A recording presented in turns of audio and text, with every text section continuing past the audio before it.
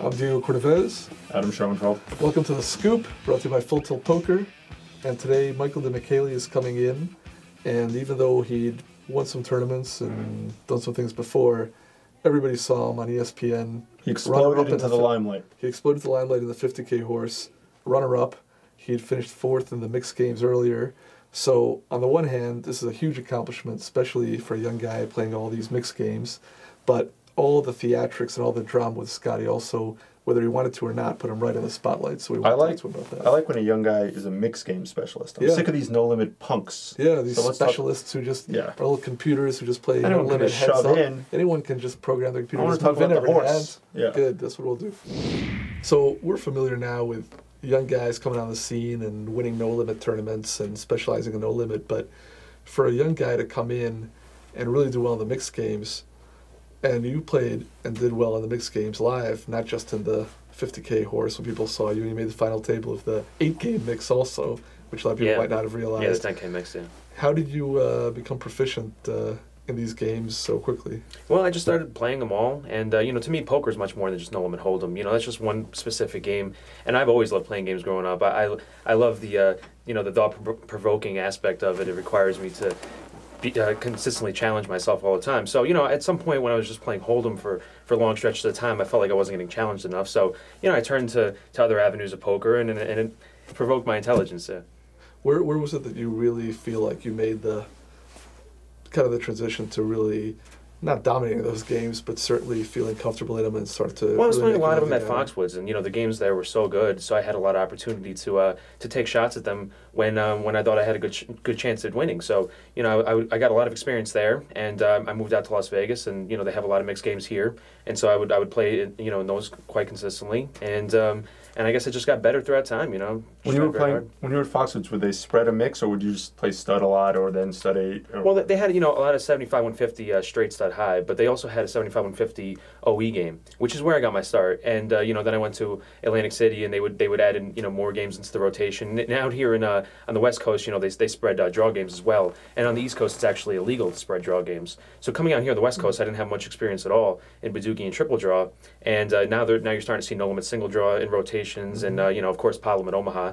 And so I think it's very regional what part of the country you're in as to what kind of games they like to play there. Do you still play live most days of the week? Do you go? Yeah, I really enjoy the social aspect of playing live. Online, it's it's a lot more solitary, and I can't really see. Like at the final table, the social aspect. Yeah, that was a great time. That's what I played. A lot of social interaction. Yeah, love the controversy and the duking it out. I mean, it's interesting that a lot of people were introduced to there. As I said, just a couple of weeks before in the 8-game mix, you finished fourth, I think. Yeah. So, that's already a strong statement because that's the horse games and even more. Yeah, it was like the same field, basically. Both fields were about 150 players. Yeah, this was a 10K event, so it attracted a pretty elite field. And then the 50K made it all the way down to the final 3. And then we all saw on ESPN all the different antics. How did that affect you as far as just your playing? Did it make you focus more, or did it distract you, or did it end up being kind of a neutral effect? Well, I think it's very frustrating to have to deal with that, and have somebody constantly drill you and make you feel like crap about yourself. So that's just tilt in itself. When it's science that if you're frustrated and angry, that you can't make decisions as well. I personally feel like I'm pretty resilient to tilt. In that I try to focus on what I have to do, and I don't try to deviate from that style at all. So just because Scotty Wynn is trying to get under my skin doesn't mean that I'm going to try to alter my play and play differently, because that to me is losing in itself. So I try to just play what I think. I try to play my hands the way that I think they should be played. But yeah, of course, it does make it hard if you make good decisions, just because that is tilt in itself. But looking back on it, are there specific hands where you think maybe in this case it did affect me? I was trying to get at him, so I was stubborn, or he was upsetting me, and I got it, or where there was some direct effect, or just in general? Well, honestly, later on in the tournament, when I started to lose my chips back, Scotty just kept hitting hand after hand, and he kept showing me the nuts, and I kept paying him off. And in general, I would say that my payoffs were correct, but it just seemed like Scotty wasn't bluffing at all. He honestly just always had it. So maybe I should have just folded more, and maybe, but that was me trying not to deviate from how I thought the hand should have been played, and maybe I should have just laid down more hands to him. And sometimes I think back, maybe I could have actually won the tournament had I played a little bit different, you know, and that's kind of frustrating. But you know, I tried to play my best while I was in it, and that's all I could have done, you know, just. How long did the actual heads-up portion last? Oh, I don't know how long. Oh no, the heads-up portion lasted like only a few hands. He had like a 5-1 chip lead on me, and basically, I think there was one hand where I think he beat me the first hand, and then like the second hand, like we got a one pre-flop with like I had like ace-3 or something against his ace-10, something like that. Yeah, so because a lot of times when they show a couple of hands from the heads up, they don't even show how it went back and forth. But in this case, by then it was pretty well. Yeah, we had like a 16-hour final table, and 3-handed.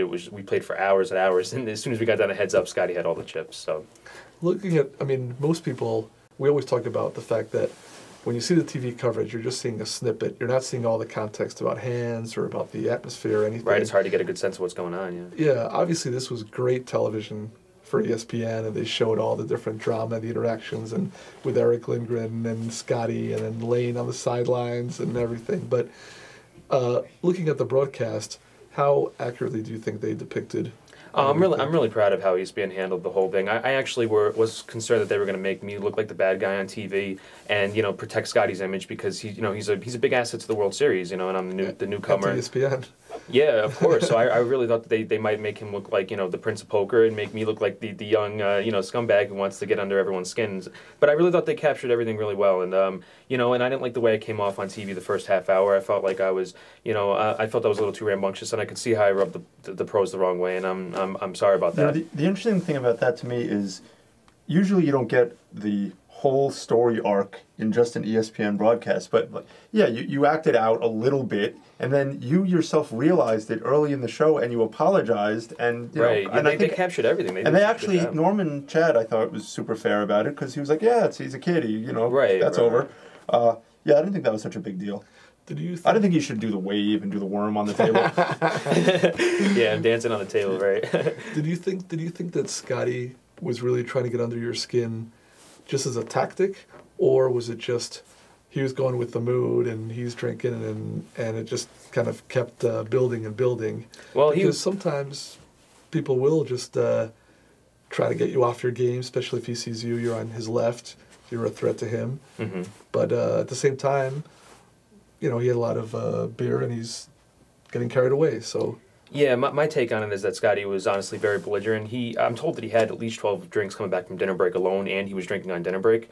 And at one point, he was getting under my skin so bad that I didn't really know how to handle it on TV. You know, I don't want to make myself look bad, and at the same time, I don't want to let this guy just, you know, run me over on TV and not say anything. You stood up for yourself pretty well. I tried to do the best. I tried to handle it as well as I could. But you don't think there was more calculated tactic on his part to try? Well, I was about to say that at some point he was getting under my skin so much that I went into the VIP room where all the you know, the big name pros hang out. Yeah. They were actually playing a game of Chinese poker, and I'm not allowed in there. Even yeah, I can only imagine how much they were gambling for. But anyway, one of them was telling me that Scotty likes to honestly get under people's skins at final table. That he hears about that, you know, quite frequently, and I was just told that the best I could do was you know, just try to give him some tongue back and without making myself look bad.